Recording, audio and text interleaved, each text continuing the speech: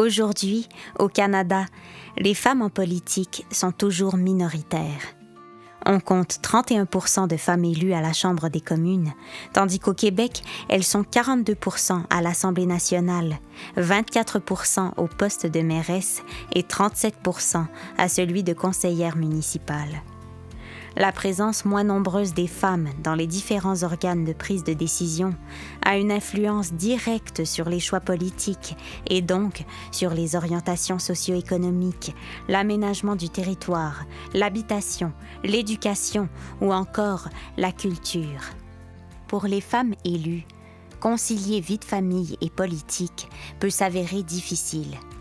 En effet, leur congé de maternité ou d'adoption varie selon le palier politique et les municipalités. En outre, elles ne peuvent déléguer les responsabilités liées à leur mandat durant ces congés. Ainsi, certaines élues ne peuvent pas prendre congé à la naissance ou à l'adoption de leur enfant, tandis que d'autres se retrouvent submergées de travail à leur retour de congé. Les diverses sessions et réunions, planifiées ou non après les heures de travail, ainsi que les nombreux déplacements, compliquent aussi la conciliation de leurs responsabilités familiales et professionnelles. Les femmes qui assument des responsabilités en politique sont par ailleurs souvent perçues comme privilégiant une carrière à une vie familiale, tandis que celles qui ont de jeunes enfants sont perçues comme moins performantes au travail. Enfin, les élus sont fréquemment victimes de critiques et d'attaques à caractère sexuel, en particulier sur les réseaux sociaux, ce qui affecte leurs proches également.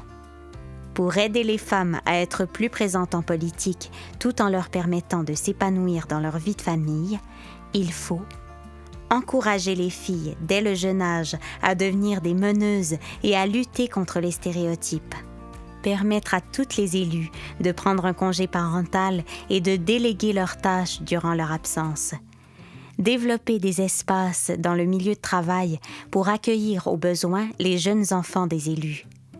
Offrir la possibilité d'assister à des réunions par visioconférence.